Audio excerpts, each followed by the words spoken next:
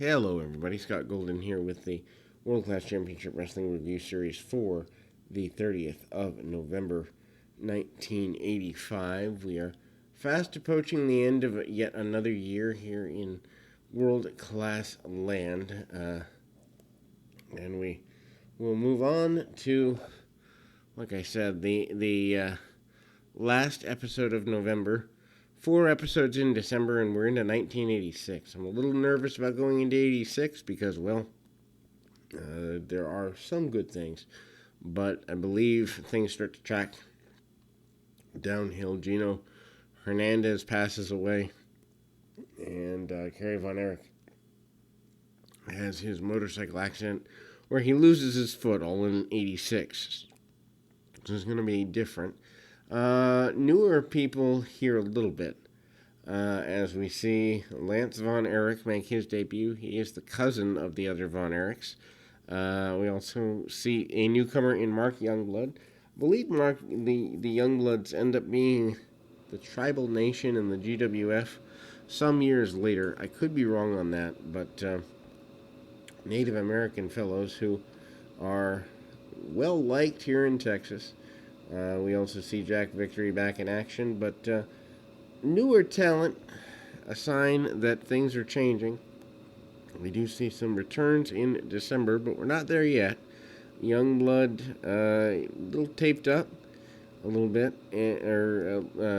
just white trunks that looked like tape when you look at him really quick. Actually, that's what I thought. Kind of wrapped a little differently. He is, meaning Youngblood, a little quicker, certainly, having the Native American look and feel to his offense. Tommy Montana has been here before. A little bit of miscommunication early, but some good agility from Youngblood, up and over and around, and deep arm drag by him. And then we see several attempted shots there. Bit of a shove off, doesn't really get where he wants to from it. But then we see a go behind by Youngblood, and ultimately he tends to use a little more power than average. A nice back suplex from the newcomer, and now Montana goes to work on the knee of his adversary. This then leads to a come up and I guess I'd say chin crusher slash reverse chin lock from an angle by Youngblood. Youngblood willing to use any and all offense he can to subdue his adversary, and does so here. He certainly, again, there is, depending on where you are in Texas, a strong Native American population, so having a native star might be a good idea. Don't know how far this goes.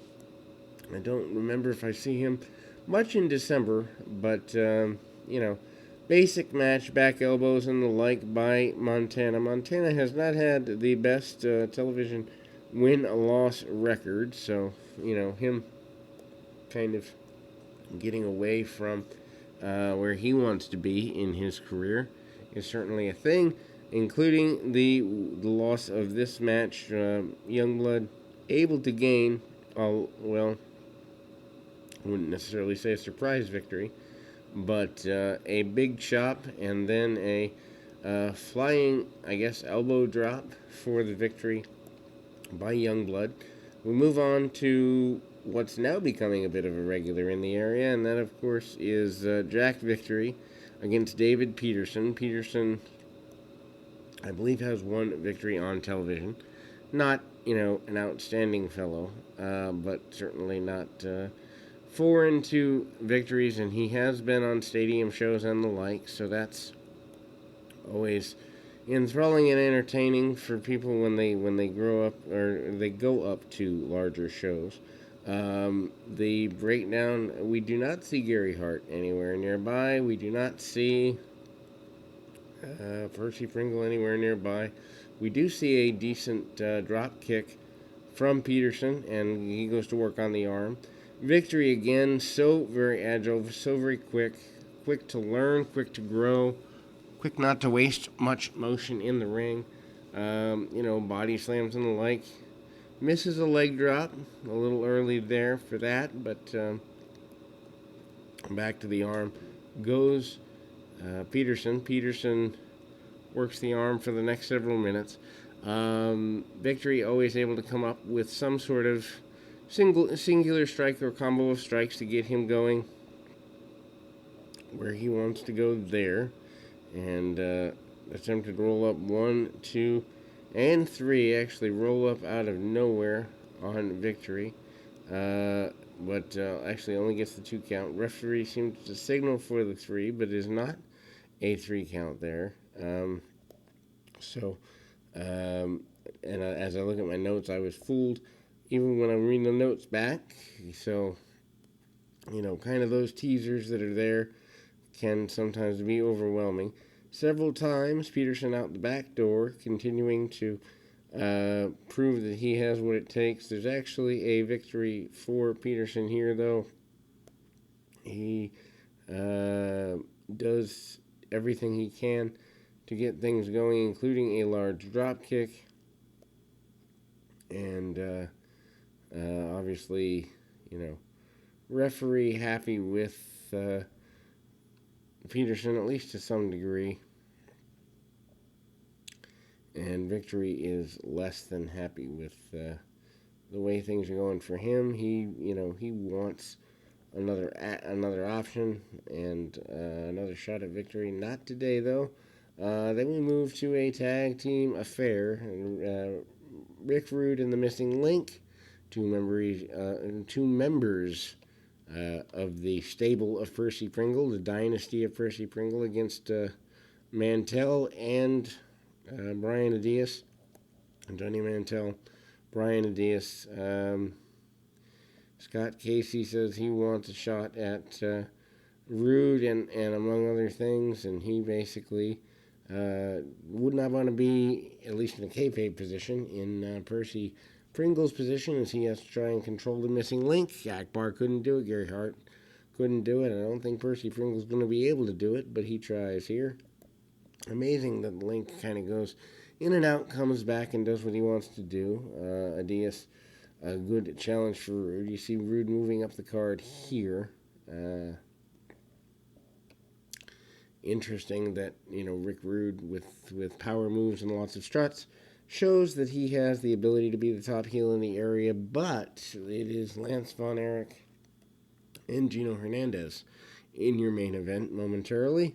Just interesting there that you would think Rude, even at this point in 1985, would be the guy, but that is not the case, and we then see Adias, fighting back pretty hard. Rude doing some selling in the corner.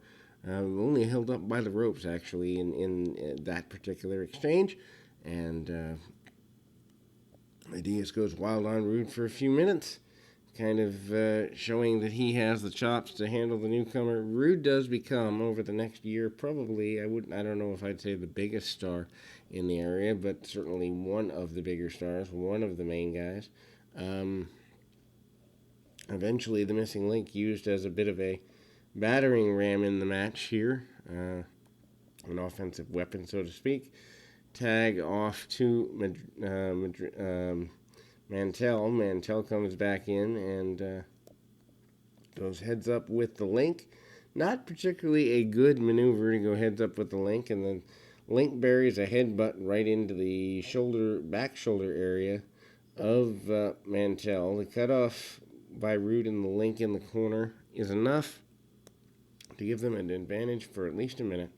Brian Adias comes back, and I will come back once I grab my phone. Brian Adias, though, comes back with a series of drop kicks and continues the action in a manner that is certainly not what Rude and friends want, but it's there. We'll be back in 2 shakes. And then we see the continuation of Casey kind of continuing to go a little wild. A good match overall in the sense of Link and Rude is an interesting dynamics of a team. Also, Rick Rude does manage to get the victory for his team, and the kind of the kickoff and the Rude manages the DDT, or the Rude Awakening, which in this version iteration is a DDT, gets the victory for his team. We move on to the main event, Gino Hernandez against what I believe is a television debuting Lance Von Erich. Lance Von Erich, not particularly, I don't know, an imposing guy. A little bit more body shape, maybe by a half a step to a step, than Mike Von Erich post his shoulder surgery and all of that, but certainly an issue. Von Erich takes the early lead, hip tosses and the like. Gino Hernandez, still wearing a mask, is, kind of stalking around trying to gain things and an advantage. Lance tries to, with hip tosses and the like, slow the match down but keep it going in a consistent manner. We slow it down further with hammerlocks and other, I guess you'd say, submission-based maneuvers from Von Erich. Von Erich comes up and tries to get things going his way. Hernandez gloats over every offensive maneuver because he really, I won't say he doesn't get any, but he certainly doesn't get many, and something as simple as a back elbow gives him reason to rejoice.